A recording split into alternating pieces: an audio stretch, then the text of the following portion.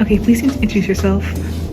So my name is Jennifer Brubaker. I'm a history teacher at Union High School. I've been at Union for 3 years, and before that I was teaching at Plainfield for 9 years. So I think I've been a teacher for about 12 or 13 years now. Okay. How do teachers offer emotional support online versus in person? I definitely think emotional support is much easier to do in the classroom. So for example, like we were doing a project today, and if I see a student is bummed out or struggling, I kind of go up to them and ask them if everything's okay, or I kind of, pal around with them and talk to them to kind of get them in a better mood. Versus if it's online, most time kids don't put on their cameras, so it's really hard to tell if a kid's bummed out, and it's like really hard to connect with another person. So I feel, I can kind of see if a student is struggling emotionally, and I can try to like pep them up or, tell them you can come see me later and talk. So I feel like it's a little bit easier to handle emotional support in person. Okay. What can teachers do to make online classes feel more supportive? That's a hard one. So I don't have a good answer for that. So, okay, so when COVID hit, I also took classes online. So I took a college class online, and they just posted all the assignments online. Also, when I was at Rutgers, we had online classes. It is really hard to get support. The teachers have like a set time frame that they have to work due to, and it was really hard to like get in contact with my teacher or schedule a meeting. So I feel like online it's like a little bit harder to get in touch and to get someone to actually meet with you. Whereas maybe if you're in person, you can say, hey, can we talk? Okay. How do different technologies affect student involvement and learning results? Yeah, technology does come with problems, right? So as a teacher, I don't want to carry home papers, so I do a lot of assignments online. But the problem is, how do you stop kids from copying and pasting or ChatGPTing? It's really hard with online. We run into a lot of cheating and plagiarism. Can you just remind me the question one more time? How do different technologies affect student involvement and learning results? Yeah, but on the other side, right? On the other side, online has good things, like the kids can work on a group project together, they can be on the Google Slides. So there's definitely positives, but the cheating thing is really hard to kind of get away from. The other negative is when the kids work online, they don't want to like talk to each other in person. So kind of takes away some of their social skills that they've been learning. So that's kind of hard. Okay. What are schools or governments doing to make sure all students can access both online and regular education?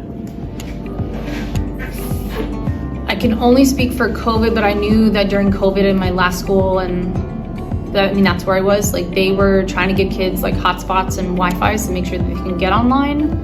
Whereas I see at Union it's a little bit more of a struggle.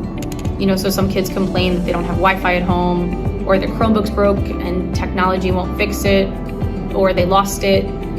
So I think now we've kind of like gone backwards a little bit. So I don't know, I think schools maybe do need to help kids get Wi-Fi, or do really need to fix the Chromebooks. I feel like that's a struggle right now here.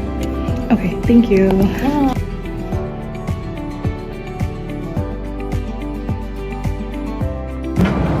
My name is Deja Cobbs. I am a full-time nursing student at Ramapo College, and I am 19 years old. Student involvement can be very beneficial to students, whether it's in-person learning or online. I know one of the hardest things about, being in school and seeing the same people every day is having friends. Being a part of clubs and other type of sports or something is really helpful for making new friendships, and then even meeting mentors in the process, like club leaders or coaches. So I think that's very helpful. In an online school, because, that socialization is limited because, obviously you're not going out and seeing everybody every day. Those kind of clubs act as, again, another sense of escapism for kids, because then they don't have to worry about school so much, and they can kind of revert to doing back to the things that they love to do. So I think that's why student involvement is so important.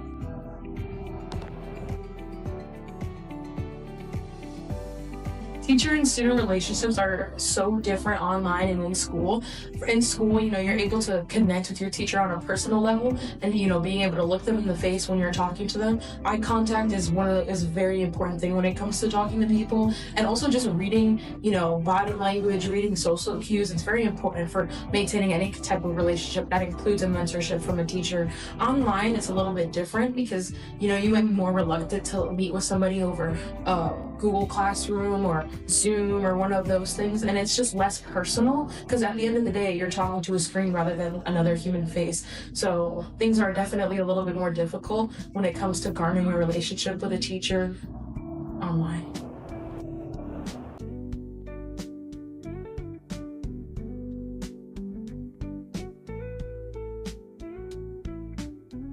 Yourselves. Right, I'm Madison. I'm a sophomore and I'm 15. And I'm Emily, and I'm also a sophomore. I'm also 15. Okay, let's see some questions.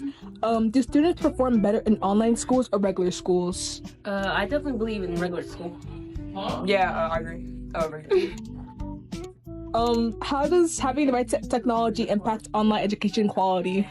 I believe it impacts students over. Like sometimes it's like good because it helps them focus. Other times it's a distraction. Can you say the question again? How does having the right technology impact online education quality?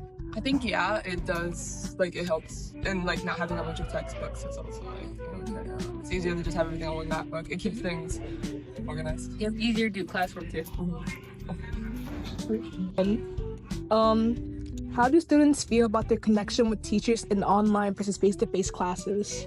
I feel like you receive like a better connection over. You can ask for like more help and stuff, like one-on-one, like, you know, talk with like your teacher instead of with a freaking packet, yo.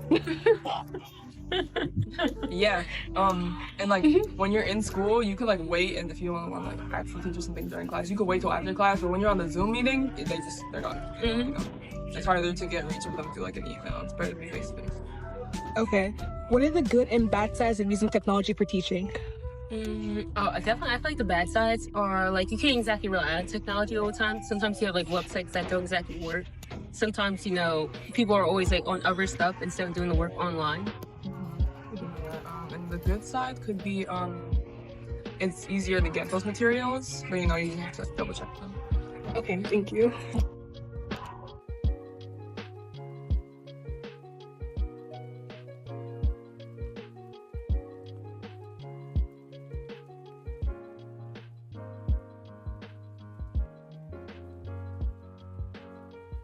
Hi, please introduce yourself.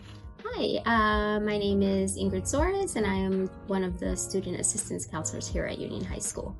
Okay. Are certain subjects or age groups better suited for online or regular schooling?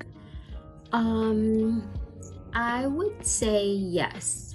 I would say that what I think I find is that maybe students who are a little bit older, a little bit more mature, are I would consider them to be more suited for online classes, just because I think that it takes a little bit more attentiveness to participate fully when you're doing online school.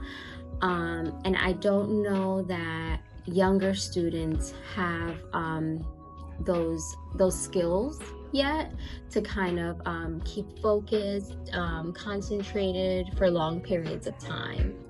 I would also say that different subject areas, even at the higher level, are more suited for in-person classes. So more of those hands-on, maybe creative courses, I think are better suited for in-person because they're just more, like I said, hands-on, more engaging, where the person has to be present in order, I think, to learn all of the standards needed to learn in those subject areas. Okay. Has online schooling helped or hurt education access for underprivileged students? I think it's gotten better. But I would definitely say that, especially when COVID hit, because as a community, we kind of had to go to online learning so quickly.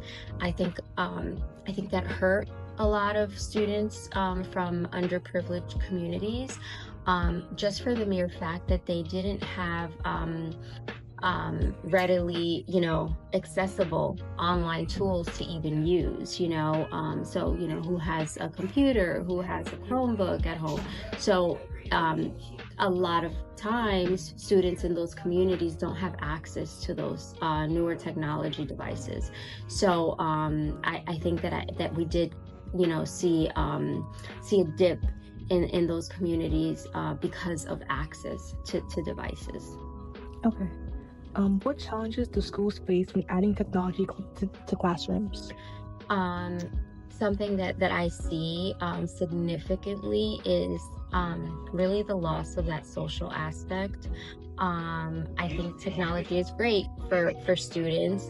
It can offer, some very important information at the touch of your fingertips, but at the same time, I think it takes away that personal kind of school community, where you see students, collaborating and communicating and working in teams or working in pairs, just getting to know each other in a deeper social way. I feel that it is hindering that because we're so focused on technology, and when we're on technology, whatever we're doing, it's kind of like our own thing, our own individual thing. There's not much interaction or collaboration with other people. So I think that it is hurting our students in that sense. Thank you so much.